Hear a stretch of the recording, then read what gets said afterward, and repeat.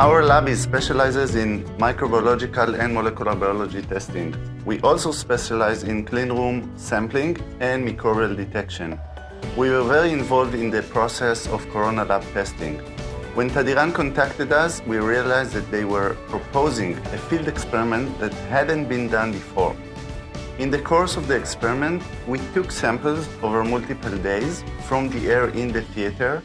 We sampled the air both when the AirCare O2 system was activated and when it wasn't operating. We analyzed the before and after samples in the lab to count the different microbial contaminants. As an environmental microbiologist, the results were really significant. The results were very impressive, with a significant reduction in molds and bacteria while using the system.